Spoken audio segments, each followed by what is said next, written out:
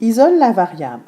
Alors, pour isoler le x ici, on va commencer par réaliser qu'on a des termes avec des x, donc le 6x puis le 8x, ainsi que des termes sans x. On appelle ça des termes constants. Alors, le plus 3 et le moins 7. Notre but, c'est de mettre tous les x d'un côté, les pas de x de l'autre.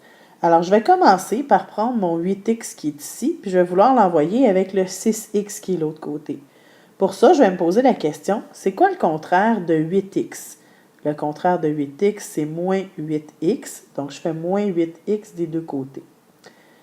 On fait une grande ligne, puis on regarde colonne par colonne ce que ça donne.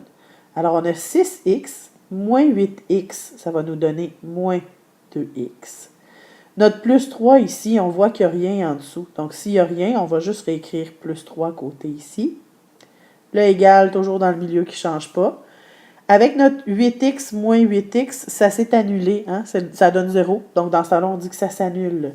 Et puis, j'ai mon moins 7 qui est tout seul ici au bout. Une fois qu'on a fait ça, on réalise qu'on a réussi à mettre tous nos x d'un côté. Alors, on a des pas de x des deux côtés qu'on voudrait mettre ensemble. Donc, je vais prendre le plus 3 qui est ici, puis je vais l'envoyer avec le moins 7 de l'autre côté. Encore une fois, je vais me poser la question, c'est quoi le contraire de plus 3? C'est moins 3. Alors, je fais moins 3 des deux côtés. Je fais ma grande ligne. Et j'y vais encore une colonne à la fois. Donc, moins 2x, il n'y a rien en dessous. On réécrit moins 2x. Plus 3 moins 3, ça s'annule. Ça donne 0, donc on peut mettre une grande ligne dessus. Notre égal qui ne change pas. Moins 7 moins 3, ça fait moins 10.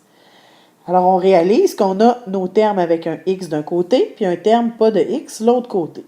Mon but, c'est d'avoir le x tout seul. Donc, je vais me poser la question.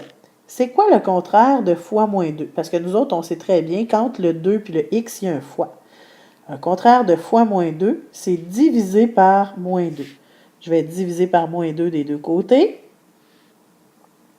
Je fais ma grande ligne. Fois moins 2 divisé par moins 2, on sait que ça s'annule. Il va nous rester juste x. Ça tombe bien, c'est ce qu'on voulait.